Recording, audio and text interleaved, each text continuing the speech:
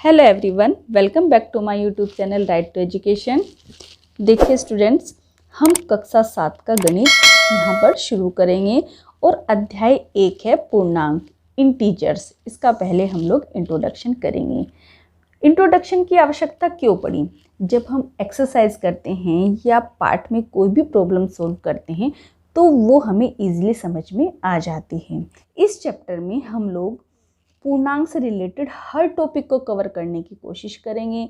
उनके गुणधर्म और उनकी सक्रियताओं के बारे में इसमें हम लोग अध्ययन करेंगे, ताकि जब आप एक्सरसाइज करेंगे तो कोई भी प्रॉब्लम नहीं आएगी। तो इसका इंट्रोडक्शन हम लोग कक्षा 6 के आधार पर ही शुरू करेंगे। देखिए, कक्षा 6 में आपने जो है नेचुरल नंबर्स पढ़े हैं, यानी प्राकृतिक संख्याएं पढ़ी हैं, पूर्ण संख्याएं पढ़ी हैं, पूर्णांक संख्याएं पढ़ी हैं। ठीक है, तो हम इस चैप्टर में पूर्णांक को पूरे डिटेल में पढ़ेंगे। लेकिन पूर्णांक को समझने से पहले हम लोग थोड़ी सी टर्म समझ लेते हैं। जैसे हम लोग क्या समझ लेते हैं, पहली आती है प्राकृतिक संख्याएं या प्राकृतिक संख्याएं। प्राकृतिक संख्याएं क्या होती हैं? देखिए, जब आपको गिनती सुनाने के लिए कहा जाता है तो आप कैसे गिनती शुरू करते हैं? आप कहते हैं 1 2 3 4, ठीक है ना। यानी प्राकृतिक संख्याएं वो संख्याएं हैं जहाँ से गिनती शुरू होती है, ठीक है ना। तो हम लोग क्या कहेंगे? 1 2 3 4 5 एंड सो ऑन। ये सब क्या है? हमारी प्राकृतिक संख्याएं हैं। जब हम आपसे कहते हैं कि आप गिनती सुनाइए तो आप ऐसे तो नहीं शुरू करते ना 0 1 2 3। कहाँ से शुरू करते हैं? 1 2 3 4। तो इस वजह से प्राकृतिक संख्याओं को हम लोग काउंटिंग नंबर भी बोलते हैं, ठीक है। वैसे क्या है? ये नेचुरल नंबर हैं। आया समझ में ये वाली बात? इनको काउंटिंग नंबर क्यों बोलते हैं? क्योंकि जहाँ से गिनती शुरू होती है वही प्राकृतिक संख्याएं हैं। दूसरी टर्म है इसमें पूर्ण संख्याएं, ठीक है ना। पूर्ण संख्या क्या होती हैं? ये तो होगी प्राकृतिक संख्याएं। जब प्राकृतिक संख्याओं में हम 0 लगा देते हैं आगे, यानी कि 0 भी आ जाता है इसमें, फिर आता है 1 2 3 4 5 एंड सो ऑन। ये सब क्या है? हमारी पूर्ण संख्याएं हैं, ये होल नंबर हैं, ठीक है। अब एक बात आती है स्टूडेंट्स, हमने पूर्ण संख्याएं पढ़ी हैं और पूर्णांक संख्याएं पढ़ी हैं, आखिर इनमें डिफरेंस क्या है? ये बहुत पूछा जाता है और इसमें कन्फ्यूज़न भी बहुत होता है। तो हम लोग अब पूर्ण संख्याएं और पूर्णांक संख्याओं में डिफरेंस पढ़ेंगे। पूर्ण संख्याएं अभी बता चुके हैं कि यदि प्राकृतिक संख्याओं में हम लोग क्या लगा दें? 0 लगा दें, तो ये हमारी हो जाएंगी होल नंबर्स, ठीक है। और पूर्णांक संख्याएं क्या हैं? यदि प्राकृतिक संख्याओं में शून्य के साथ साथ ऋणात्मक संख्याएं भी जोड़ दी जाएं तो वो पूर्णांक संख्याएं कहलाती हैं, ठीक है। यानी कि वो इंटीजर्स कहलाते हैं। कैसे? देखिए, ये तो पूर्ण संख्याएं थी, 1 2 3 4 5, ठीक है, जिसमें 0 भी है। अब इसमें क्या जोड़नी है? हमें ऋणात्मक संख्या जोड़नी है, यानी कि 0 के बाईं ओर 1 लिखेंगे ऐसी, 1 2 3 4 5, लेकिन क्या होंगी? ये ऋणात्मक होंगी, ठीक है। इसमें माइनस का चिन्ह होगा। तो इसमें क्या कह सकते हैं हम लोग कि जो पूर्णांक संख्याएं होती हैं, यानी कि जो इंटीजर्स होते हैं, उसमें 0 सहित सारी धनात्मक संख्याएं और सारी ऋणात्मक संख्याएं आती हैं। तो इसको हम ये भी कह सकते हैं कि इसमें ये 2 तरह की होती हैं, धनात्मक भी होती हैं और ऋणात्मक भी होती हैं। जैसे हम कोई भी संख्या लिखें, माना 4 5 0 7, ये लिखा हमने, इसके सामने कोई चिन्ह नहीं है, हम कहें ये कैसी पूर्णांक संख्या है? तो हम कहेंगे ये धनात्मक है, ठीक है, ये पॉजिटिव है। और यदि हम इसी में ही या कोई और संख्या लिखिए, -4020 और माइनस लगा दें तो ये होगी हमारी ऋणात्मक संख्या, यानी कि जिसके सामने कुछ नहीं होगा या प्लस का निशान होगा वो धनात्मक है, और जिनके आगे माइनस लगा हुआ है वो ऋणात्मक संख्याएं हैं। तो इस चीज़ को दर्शाने के लिए, यानी कि हम पॉजिटिव नंबर्स और नेगेटिव नंबर्स को दर्शाने के लिए किस चीज़ का यूज़ करते हैं? हम संख्या रेखा का भी यूज़ करते हैं। अभी तक तो हमने ये बताया है कि कौन कौन सी संख्याएं हमारी पूर्णांक संख्याएं होंगी। अब हम ये भी तो जानेंगे कि कौन सी संख्याएं पूर्णांक संख्याएं नहीं होती हैं। जैसे आपने कोई भिन्न लिख दी है तो ये पूर्णांक संख्या नहीं है, क्योंकि पूर्णांक संख्या में केवल हमारी पूर्ण संख्याएं ही आती हैं, 0 सहित, चाहे वो पॉजिटिव नंबर्स हो चाहे वो नेगेटिव नंबर्स हो। ठीक है, ये पूर्ण नहीं है। या फिर हमें इस तरीके से दिया है दशमलव में, तो ये भी हमारी पूर्णांक संख्या नहीं है। कोई हमें परमेय संख्या दी है, ठीक है, 0.6 या कुछ भी, तो ये हमारी पूर्णांक संख्याएं नहीं हैं। यदि हमें जो है भिन्न या मिश्रित भिन्न में कुछ भी दिया हुआ है तो ये हमारी पूर्णांक संख्याएं नहीं हैं। यानी कि रेशनल नंबर, रोटेशनल नंबर, ये सब, ये रूट वाले नंबर्स, ये सब क्या हैं, ये हमारी पूर्णांक संख्याएं नहीं हैं। तो ये तो हमने जान लिया कि जो संख्याएं हमारी पूर्णांक संख्याएं नहीं हैं। ठीक है, अब हम जो है अगला टॉपिक जो कवर करेंगे वो संख्या रेखा का कवर करेंगे। नेक्स्ट टॉपिक है इसमें हमारा plotting integers on A number lines, यानी पूर्णांकों को संख्या रेखा पर निरूपित करना। तो इसके लिए सबसे पहले हम लोग संख्या रेखा बनाएंगे। संख्या रेखा बनाने का एक नियम होगा कि इनके जो बीच की दूरियां होंगी ना वो बिल्कुल बराबर होंगी। ऐसे नहीं होगा कि ये दूरी जो है इससे कम हो गई या ये दूरी से ज़्यादा हो गई, नहीं, ये क्या है, ये दूरियां बराबर होंगी और शुरू होगी ये नंबर लाइंस 0 से। जो अंक 0 के दाईं ओर यानी कि राइट हैंड साइड आएंगे वो सारे प्लस में होंगे। देखते हैं कैसे, +1, +2, +3, +4, +5, +6, +7 एंड सो ऑन के आगे तक बढ़ती हुई चली जाएगी। और जो नंबर 0 की बाईं ओर आएंगे, लेफ्ट हैंड साइड आएंगे, वो निगेटिव में होंगे, मतलब -1, -2, -3, -4 एंड -5, -6। ये तरीका होगा नंबर लाइन यानी कि संख्या रेखा बनाने का। अब इसमें किस तरह से क्वेश्चंस आते हैं, इसमें आपको पूछ लिया कि इसमें -3 कहाँ है, तो -3 को या फिर इस पर निरूपित करो। तो इसी तरीके से आप लोग नंबर लाइन बनाएंगे यानी कि संख्या रेखा बनाएंगे और 0 के बाईं ओर हम लोग नंबर्स की प्लॉटिंग करेंगे, मतलब -1, -2, -3, और जो संख्या पूछी है हम उसको गोला कर देंगे। किसी भी तरीके से आप लोग निरूपित कर सकते हैं। जैसे +5 कहा है तो ऊपर जाइए और यहाँ पर +5 कर दीजिए, मतलब दर्शाने का भी अलग अलग तरीका हो सकता है। और किस तरीके से नंबर लाइंस पर क्वेश्चंस आ सकते हैं, जैसे माना आपको बहुत सारे इंटीजर्स दे दिए हैं, -3 ही दे दिया है, +7 दे दिया है, +11 दे दिया है, ठीक है, -6 दे दिया है, ये नंबर्स दे दिए हैं और आपको कहा कि इसको संख्या रेखा पर निरूपित कीजिए। तो सेम प्रोसीजर यही रहेगा, आप एक संख्या रेखा बनाएंगे और जो माइनस में पूछे हैं, जैसे -3 पूछा है यहाँ पर लिख दीजिए, +7 पूछा है यहाँ पर कर दीजिए, +11 है तो इसको और बढ़ाकर इधर को कर दीजिए, -6 पूछा है तो ऐसे कर दीजिए। अब दूसरी बात आती है कि यदि ये इंटीजर्स हैं यानी कि पूर्णांक हैं तो इन्हें आरोही क्रम में लिखो। किस क्रम में लिखो? आरोही क्रम में। आखिर आरोही क्रम क्या होता है? ठीक है ना, ये तो वर्ड नया है ना, आरोही क्रम। आरोही क्रम वो क्रम होता है जब हम संख्याओं को बढ़ते हुए क्रम में लिखते हैं।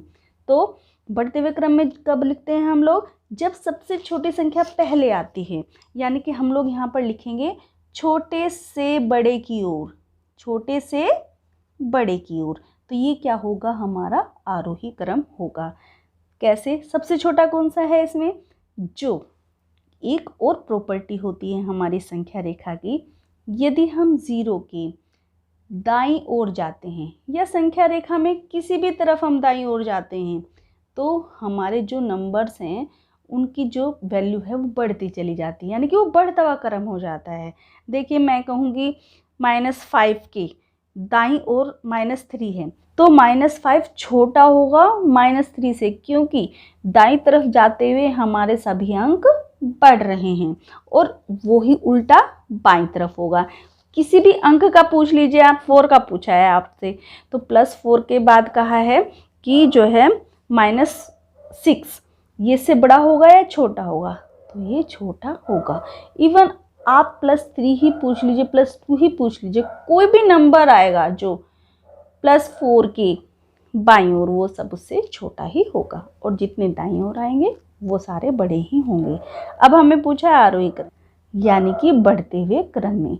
बढ़ते हुए क्रम के लिए सबसे पहले क्या जरूरत होती है, सबसे छोटे को ढूंढना पड़ता है। तो सबसे छोटा हमारा यहाँ पर -6 है।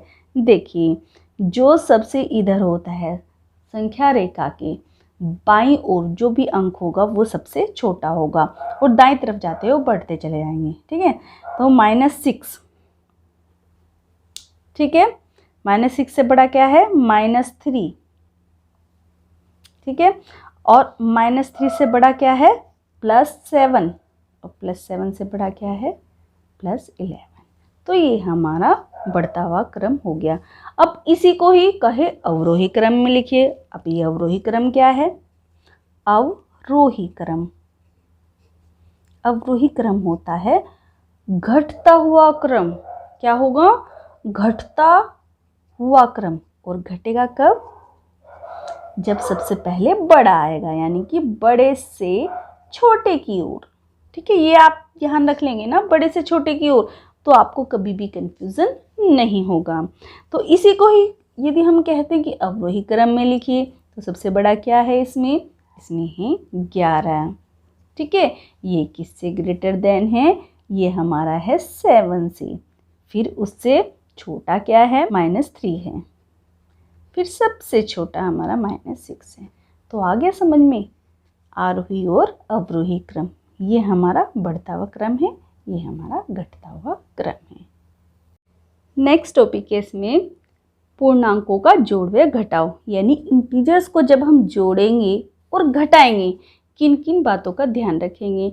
देखिए स्टूडेंट्स, जोड़ और घटाव है तो ये एक सिंपल सा टॉपिक, लेकिन इसमें छोटी छोटी गलतियां बहुत होती हैं। देखिए, यदि मैं माना पहले जोड़ती हूँ और दोनों प्लस की संख्याएं लेती हूँ, माना 7 है एक और एक +3 है, तो जब प्लस प्लस का ये साइन आता है, तो जब ये जुड़ जाते हैं तो प्लस में ही आता है। लेकिन ये ध्यान रखना है स्टूडेंट्स, यदि ये बीच में है ये साइन, तो इसको ये नहीं समझना है कि ये प्लस का है। ये एक इंडिविजुअल नंबर मानना है आपको। ये +3 है ना, तो ये एक इंडिविजुअल अकेला नंबर मानना है, और ये +7 है, इसको अलग नंबर मानना है। ये कोई जोड़ घटाव वाला ये वाला साइन नहीं है, केवल एक नंबर का साइन है। ठीक है, जब हम इसको जोड़ेंगे तो ये आएगा +10 आएगा। तो जहाँ प्लस प्लस में है पूर्णांक, वो हमेशा प्लस ही आएगा जोड़ करके। अब दूसरा देखते हैं, माइनस माइनस ले लेते हैं, यानी कि एक जैसे चिन्हों को ले लेते हैं। ये -7 हो गया और ये -3 हो गया, ये भी जुड़ेगा, लेकिन इसमें साइन वही आएगा जिसका बड़ा नंबर होता है। ठीक है, ये जोड़ लिया हमने, 10 आएगा, लेकिन इसमें साइन प्लस का ना करके माइनस का आएगा। ये ध्यान रखना, जब हम पूर्णांकों को जोड़ेंगे और एक जैसे साइन हैं तो वो जुड़ेंगे ही जुड़ेंगे, लेकिन साइन वही आएगा जो उन अंकों के सामने होगा। अब हम लेते हैं एक प्लस का, मतलब +7, और एक लेते हैं माइनस का। जब प्लस और माइनस साइन आए तो हम लोग बड़े में से छोटे को घटा लेते हैं। बड़ा इसमें +7 है, और जब हम इसमें से 3 घटाएंगे तो ये 4 बचेगा। लेकिन साइन की दिक्कत है, अब साइन कौन सा आएगा, प्लस आए या माइनस आए, साइन वही आएगा जिसकी संख्या बड़ी होगी। देखिए 7 बड़ा है 3 से, तो 7 के आगे हमारा प्लस चिन्ह है, तो यहाँ पर प्लस आएगा। ये कन्फ्यूज़न मत करिएगा स्टूडेंट्स। अब दोबारा से देखते हैं, एक माइनस ले लेते हैं और दूसरा ले लेते हैं प्लस ले लेते हैं। पहले हमने प्लस और माइनस लिया था, पहले प्लस और प्लस लिया, फिर माइनस माइनस लिया, फिर प्लस माइनस लिया, अब की बार माइनस और प्लस ले रहे हैं और जोड़ और घटाव कर रहे हैं। इसमें भी वही रूल फॉलो होगा जो ऊपर वाले में हुआ है, तो बड़े में से छोटे को घटा लेंगे, यानी कि 7 में से 3 गया, ये बचेगा 4, और साइन वो लगेगा जिसमें की संख्या बड़ी होगी और उसके सामने जो चिन्ह होगा। तो इसके सामने क्या है, माइनस है, तो -4 आ जाएगा। नेक्स्ट टॉपिक है पूर्णांकों की गुणा करना, मल्टीप्लिकेशन ऑफ इंटीजर्स। अभी तक तो हमने जोड़ घटाव में किया था और उसके सामने जो संख्या के सामने चिन्ह था हम उसको देखते थे। अब गुणा में ये रूल फॉलो करेगा, यदि प्लस एक संख्या है और दूसरी संख्या भी प्लस है और उसकी गुणा करने हैं तो हमेशा प्लस आएगा। दूसरा देखते हैं, माइनस है गुणा दूसरा भी माइनस है तो हमेशा प्लस ही आएगा। इसमें जोड़ और घटाव वाला रूल बिल्कुल भी फॉलो नहीं होगा, ये बिल्कुल अलग है, ठीक है। और यदि प्लस है कि गुणा हम लोग माइनस में कर रहे हैं तो हमेशा माइनस आएगा, या माइनस की गुणा प्लस में कर रहे हैं तो माइनस आएगा। तो इससे क्या निष्कर्ष निकला है कि जो एक जैसे चिन्ह हैं उसमें प्लस ही आएगा, और जो अलग अलग चिन्ह है चाहे प्लस आ जाए पहले और चाहे माइनस आ जाए पहले, लेकिन आंसर उसका माइनस में ही आएगा। अब देखते हैं किसको एग्जाम्पल के थ्रू करेंगे। यदि हम लोग प्लस में है 5, उसकी गुणा हम लोग 7 से करते हैं, दोनों क्या हैं, प्लस में हैं। प्लस का मतलब ये होता है स्टूडेंट्स, यदि आप प्लस लिख रहे हैं सामने, नहीं भी लिख रहे हैं तो कोई फ़र्क नहीं पड़ता है, आप इसको ऐसे लिख लीजिए 5 × 7, तो ये आगे प्लस ही काउंट होगा, 5 × 7 = 35, तो उत्तर किस में आएगा, प्लस में आएगा। अब हम दोनों को माइनस में ले लेते हैं, -5 × -7। एग्जाम्पल सेम लेते हैं, 5 × 7 = 35 आएगा, और माइनस और माइनस क्या हो जाएगा, साइन प्लस हो जाएगा। इसमें भी कंफ्यूजन मत कीजिएगा स्टूडेंट्स की कहें कि प्लस प्लस है तब भी 35 ही आ रहा है प्लस का, माइनस माइनस है तब भी 35 ही आ रहा है। हाँ, यदि प्लस प्लस की गुणा करेंगे तो भी प्लस ही आएगा और माइनस माइनस की गुणा करेंगे तो भी प्लस ही आएगा। यहाँ पर बच्चे छोटी छोटी सी मिस्टेक कर देते हैं, इसलिए ये छोटा टॉपिक भी इंट्रोडक्शन में लेना ज़रूरी था। नेक्स्ट है, इसमें एक प्लस लेते हैं और दूसरा एक माइनस लेते हैं, यही 35 ही आएगा, साइन आएगा हमारा माइनस का, ठीक है, क्योंकि प्लस और माइनस माइनस हो जाता है। अब हमने -5 लिया × 7 लिया, यानी कि पहला अब माइनस में हो गया, दूसरा प्लस में हो गया, तो ये भी सेम आंसर ही आएगा, -35 हुआ ना। ये जोड़ घटा से बिल्कुल अलग। जोड़ घटा में हम लोग आगे का साइन देखते हैं और उसके ऊपर हमारा जोड़ और घटाव डिपेंड करता है, लेकिन इन संख्याओं में, गुणाओं में, पूर्णांकों की जो आगे साइन है उसका आगे जाकर के साइन सेम ही आएगा, जो कि रूल फॉलो करना है, ठीक है। तो इस तरीके से हमारे पूर्णांकों की गुणा होगी। नेक्स्ट टॉपिक है इसमें पूर्णांकों की भाग। देखिए गुणा हो गया है, अब भाग देख लेते हैं, इसको एग्जाम्पल से देखेंगे। यदि प्लस की नंबर को मैं प्लस से ही भाग करूं, ये भी ऊपर का प्लस है और नीचे का प्लस है, 5 × 5 = 25, तो हमेशा प्लस ही आएगा। तो क्या रूल निकल कर आया, यदि प्लस की भाग करें प्लस में तो हमेशा प्लस ही आता है। अब माइनस का ले लेते हैं, एक -25 / -5। भाग में क्या होता है स्टूडेंट्स, जब ऊपर और नीचे एक जैसे साइन होते हैं तो वो कट जाते हैं, तो 5 × 5 = 5 × 5 = 25, आंसर बिल्कुल सेम आया और साइन भी सेम ही आया। यदि भाग की, ठीक है, माइनस से माइनस को करें तो प्लस ही आएगा। अब दूसरा देखते हैं, एक आता है यदि माना हम ऊपर माइनस कर दें और नीचे प्लस कर दें, काट लेते हैं, 5 दूनी 10, तो एक संख्या यदि ऊपर माइनस है और नीचे प्लस है तो ये साइन भी तो आएगा इसके साथ, 2 आया लेकिन साइन आएगा, ठीक है। तो इसमें क्या आएगा, यदि माइनस की भाग करें प्लस से तो माइनस ही आएगा। जस्ट इसका उल्टा भी लेकर देख लीजिए आप, माना 10 आपने ऊपर लिया, -5 आपने ऊपर लिया, तो भी इसको काट लीजिए, 5 दूनी 10, हमेशा साइन ऊपर वाले उसमें ही आता है, ये ध्यान रखना आपने। ये पिछली संख्याओं में भी पढ़ा है कि जब हम भाग करते हैं तो ये चिन्ह जो है ऊपर शिफ्ट हो जाता है, -2 ही आएगा। तो इसमें क्या हुआ, प्लस की यदि भाग करते हैं माइनस में तो भी माइनस में ही आएगा। हर एक के प्लस के रूल अलग और गुना के अलग और भाग के रूल अलग हैं। नेक्स्ट टॉपिक है योज्य प्रतिलोम, एडिटिव इनवर्स है। तो ये बहुत छोटा सा टॉपिक लेकिन बहुत ही इम्पोर्टेंट है। देखिए पहले इसकी डेफिनेशन देख लेते हैं कि किसी पूर्णांक a का योज्य प्रतिलोम -a होता है और -a का योज्य प्रतिलोम a होता है। मीन्स a क्या है, इसमें पूर्णांक है। एग्जाम्पल के थ्रू समझेंगे। माना पूर्णांक हमारा 10 दिया है और कहा है कि इसका योज्य प्रतिलोम बताइए। तो बहुत इजी है स्टूडेंट्स, क्योंकि a है, a हमारा क्या है यहाँ पर 10 है, इसको a मान लीजिए, ठीक है। और योज्य प्रतिलोम क्या बताया इसका, -a हो जाएगा, तो 10 का -10 हो जाएगा। इसी तरीके से यदि हमें 50 दिया है, ये a है, ये प्लस का है और प्लस का हमारा इधर आकर -a, यानी कि प्लस का -50 हो जाएगा। इसी तरीके से जस्ट इसका उल्टा दे सकते हैं।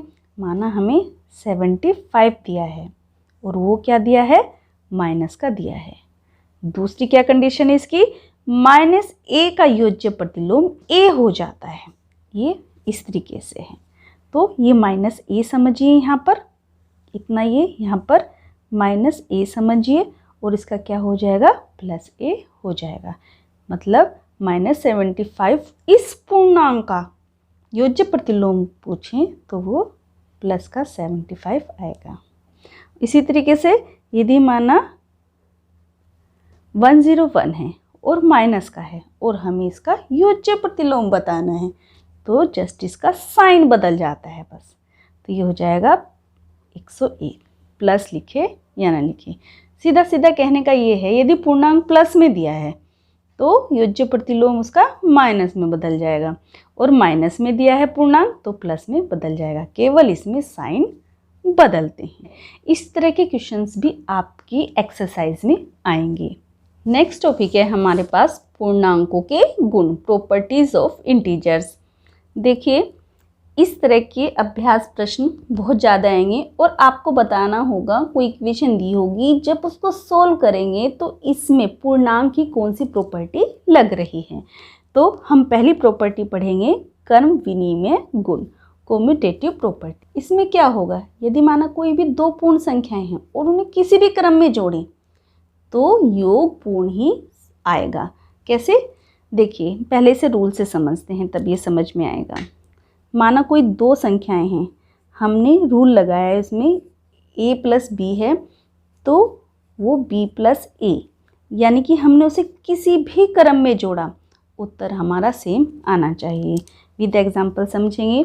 यदि हमने a = 6 और b = 3 लिया है, क्रम विनिमय का नियम क्या कहता है, यदि दो पूर्ण संख्याएं हैं उन्हें किसी भी क्रम में जोड़े तो आंसर हमारा सेम आना चाहिए। तो a हमने 6 लिया है और b हमने 3 लिया है, ठीक है। अब की बार हमने इसका जस्ट उल्टा कर दिया, यानी कि b को हमने पहले जोड़ लिया है और a को हमने बाद में जोड़ लिया है। a हमारा यहाँ पर दिया है 6, हम इनको जोड़ेंगे तो आंसर क्या आना चाहिए, सेम आना चाहिए। देखिए ये 9 आ रहा है, इधर भी 9 आ रहा है, यानी कि क्रम विनिमय गुण में a + b = b + a का गुण फॉलो होता है। ये तो हमने ली हैं दोनों प्लस में संख्याएं। अब हम एक प्लस ले लेते हैं और एक माइनस ले लेते हैं। वो कैसे, नियम यही रहेगा इसमें, यानी a + b = b + a। अब की बार हमने संख्या को एक प्लस लेंगे और एक माइनस लेंगे, क्योंकि हमने इसमें दोनों ही प्लस लिए हैं। माना मैं यहाँ पर मान लेती हूँ, देखिए a बराबर मैंने माना है -7, ठीक है, और एक a पर b बराबर माना है मैंने +5, ठीक है। ये हमने a और b ले ली है। अब हम इसको जोड़ के देखते हैं। एक तो हमने लिया है प्लस और एक लिया है माइनस, तो a है -7, b है +5, अब हमने जस्ट इसका उल्टा कर दिया है, यानी कि b को हमने पहले ले लिया है +5 और यहाँ पर क्या लिया है, a हमारा क्या है -7। ठीक है, तो इस तरीके से हमने इसको करा है और हम इसको क्या कर रहे हैं, हम इसको जोड़ रहे हैं। ये ध्यान रखिएगा यहाँ पर कि ये -7 डायरेक्ट नहीं लिखना है क्योंकि प्लस है, फिर हमने a की वैल्यू रखी है। तो 7 में से जब हम 5 घटाएंगे तो ये 2 बचेगा और वो भी किसका बचेगा, माइनस का बचेगा। बराबर इसी तरीके से हम लोग देखिए ब्रैकेट खोल लीजिए, +5 है, प्लस माइनस जब हमने यहाँ पर गुना होता है और जब हम प्लस और माइनस की गुना कर दे तो हमेशा माइनस ही आता है। ठीक है, तो इधर तो -2 है ही और हम बड़े में से छोटा घटा देते हैं और बड़े वाले के आगे जो साइन होता है वो लिख देते हैं। तो 7 में से 5 गया, 2 बचता है और बड़े वाले के सामने क्या है, माइनस है। तो आगे ना उत्तर से तो हम कह सकते हैं कि यदि एक संख्या प्लस है और एक संख्या माइनस है तो भी हमारा कर्म विनिमयता का गुण उस पर लागू होता है। किस पर, पूर्णांकों पर लागू होता है। इसी केस में यदि दोनों माइनस ले लें तब भी हमारा आंसर सही आएगा। देखिए माइनस भी लेकर देख लेते हैं एक बार। यदि a बराबर -5 लिया है और b बराबर -3 लिया है, ये प्लस प्लस है, माइनस का भी ले लेते हैं। यहाँ पर रूल यही रहेगा, a + b बराबर b + a। ठीक है, a क्या है, -5 है, प्लस लिखेंगे देखिए यहाँ पर, और b की वैल्यू हमें क्या दी है, -3 दी है, बराबर फिर b की वैल्यू लिख लीजिए -3, फिर प्लस लिखेंगे और ब्रैकेट में -5 लिखेंगे। अब इसको खोलते हैं, यदि सही आता है, दोनों तरफ एक जैसा आंसर आता है तो कर्म विनिमय का रूल फॉलो हो जाएगा। -5 है, प्लस और माइनस होता है हमेशा, बराबर ये -3 है, प्लस और माइनस जब ब्रैकेट खोलेंगे तो माइनस होता है हमेशा। अब एक जैसे साइन है, एक जैसे साइन को जोड़ दीजिए और जो इनके सामने बड़े के सामने साइन आ रहा है उसको लगा दीजिए। 5 और 3 8 होता है, इसके आगे माइनस लगा दीजिए, बराबर 3 और 5 8 होता है, माइनस का है तो माइनस लगा दीजिए। देखिए ये रूल भी हमारा फॉलो हो रहा है, ये तो -8 = -8 आ गया है। ठीक है, तो क्रम विनिमयता का रूल, यदि हम दो संख्याओं को किसी भी क्रम में जोड़ेंगे तो क्या होगा, उसका आंसर सेम ही आएगा। देखिए क्रम विनिमय रूल जो है, यदि हम दोनों हमारे प्लस हैं और हम उसको जोड़ रहे हैं उसमें भी फॉलो करेगा, यदि एक जोड़ है एक घटाव है उसमें भी फॉलो करेगा, और दोनों घटाव हैं तब भी फॉलो करेगा, लेकिन वो प्लस वाली कंडीशन में करेगा। यदि हम लोग a - b बराबर b - a कर रहे हैं तो उस कंडीशन में हमारा रूल फॉलो नहीं करेगा। जैसे a बराबर हमने लिया 5 और b बराबर हमने लिया 2। ठीक है, तो a हम लोग 5 रख दें यहाँ पर और b हमने यहाँ पर रखा है -2, तो ये आया है हमारा 3। ठीक है, इसी तरीके से हम लोग इसको चेंज कर देते हैं। b की वैल्यू क्या है, हमारी 2 है और यहाँ पर माइनस आ जाएगा हमारा 5। ठीक है, अब हम 5 में से 2 को घटाएंगे तो ये 3 बचेगा, लेकिन ये माइनस का बचेगा। तो प्लस की कंडीशन में तो कर्म विनिमय का रूल फॉलो हो रहा है, लेकिन माइनस की कंडीशन में नहीं हो रहा है। गुणा में कर्म विनिमयता का रूल किस तरह से फॉलो होता है, देखिए तो हमने a + b कर दिया था, यहाँ पर करिए a गुणा b बराबर b गुणा a। यदि हम एग्जाम्पल ही मान लेते हैं यहाँ पर, देखिए यहाँ पर करके a बराबर हम लोग 10 ले लेते हैं और b बराबर 5 ले लेते हैं। ठीक है, कुछ भी एग्जाम्पल आप अपनी तरफ से भी ले सकते हैं, केवल हमें एक आइडिया लेना है, हमको एक तरीका समझना है, क्योंकि ये तरीके समझकर हमें एक्सरसाइज में लगाने हैं। तो a बराबर आया है 10 × 5। अब b को पहले रख दीजिए, 5 × a को बाद में रख दीजिए। अब इसकी मल्टीप्लाई कर दीजिए, 10 पंजे 50, इधर भी 10 पंजे 50। तो कोई फ़र्क नहीं पड़ा है, चाहे हम a की मल्टीप्लाई b में करें या b की मल्टीप्लाई a में करें, आंसर सेम ही आता है। तो गुणा में भी पूर्णांकों के गुण में कर्म विनिमयता का गुण फॉलो होता है। नेक्स्ट प्रॉपर्टी है पूर्णांकों की सहचार्य गुण, एसोसिएटिव प्रॉपर्टी। देखिए इसमें क्या होता है एसोसिएटिव प्रॉपर्टी में, यदि आपके पास 3 संख्याएं हैं, कोई भी 3 संख्याएं हैं, मैं उन संख्याओं को A, B, C मान लेते हैं, ठीक है, और उन 3 संख्याओं को आपस में जोड़ना है।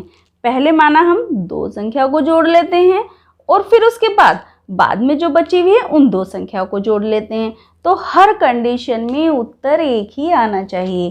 कैसे? यदि मैंने ये 3 संख्याएं ली हैं A + B + C और हमें इन्हें जोड़ना है, तो पहली कंडीशन में कैसे जोड़ूं मैं?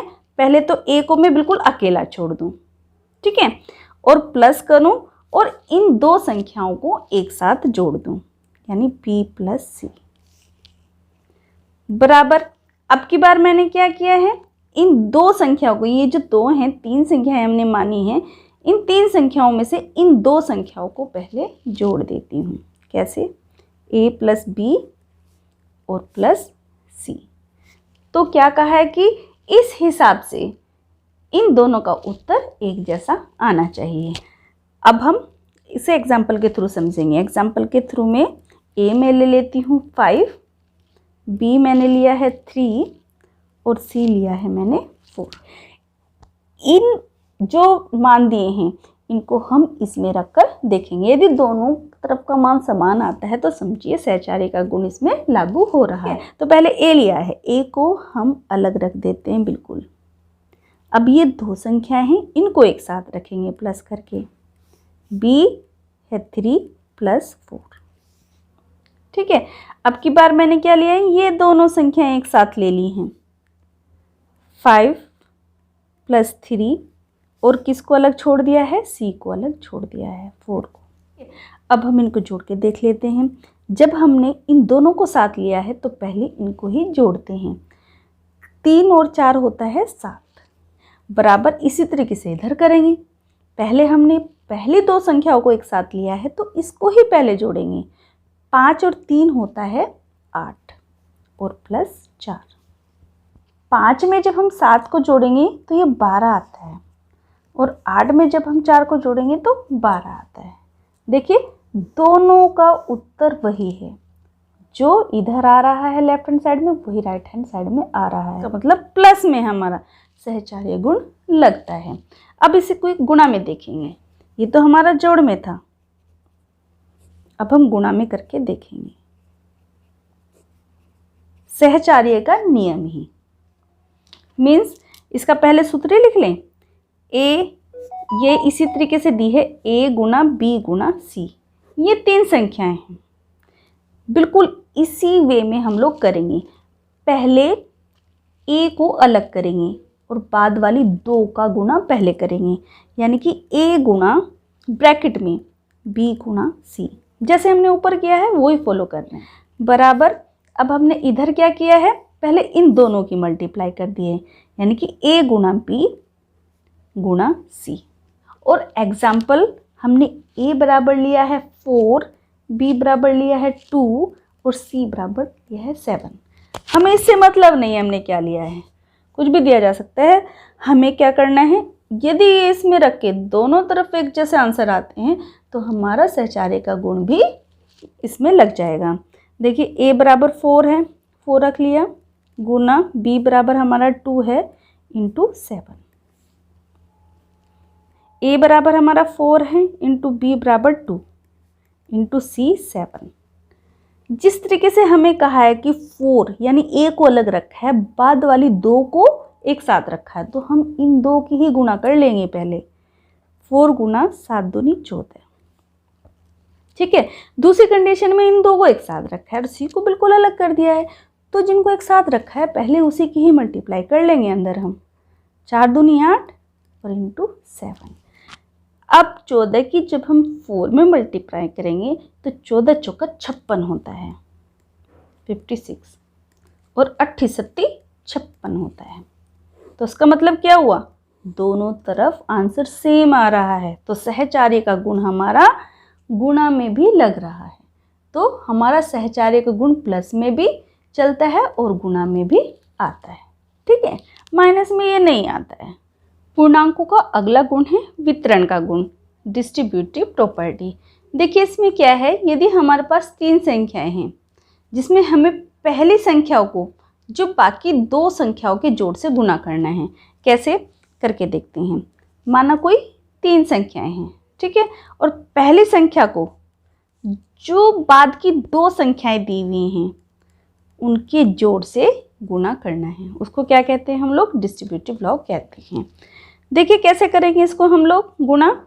जब इस तरह की कंडीशन आती है स्टूडेंट्स की कोई चीज़ ब्रैकेट में होती है और एक ब्रैकेट के बाहर होती है, तो उसका मतलब ये होता है कि इसकी गुना जो ब्रैकेट के बाहर है वो दोनों में बारी बारी से होगी। कैसे, ए की गुना पहले बी में होगी, ए गुना बी, फिर ए की ही गुना सी में भी होगी और बीच में आएगा हमारा प्लस, तो ए गुना सी। यदि इस नियम में हम लोग ए बी सी का मान रख कर देखें, यदि दोनों तरफ समान आता है तो समझिएगा कि वितरण का गुण भी पूर्णांकों में फॉलो होता है।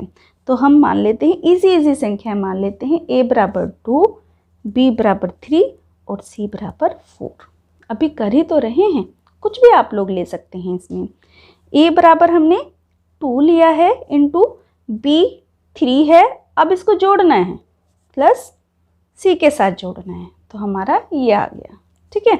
बराबर अब हमें a लेना है, a गुना उसकी मल्टीप्लाई करनी है p से यानी कि 3 से, a हमें यहाँ पर 2 लेना है प्लस 2 गुना c यहाँ पर 4 है, 2 गुना 3 और 4 को जोड़ देंगे क्योंकि ब्रैकेट में ये जोड़ है, तो ये आ जाएगा 7 बराबर। अब ये अलग अलग मल्टीप्लाई है, इसको अलग अलग मल्टीप्लाई कर लेंगे। 2 तिया 6 प्लस 4 दूनी 8, 7 दूनी 14 बराबर 6 और 8 को जोड़ेंगे तो भी 14 ही आता है।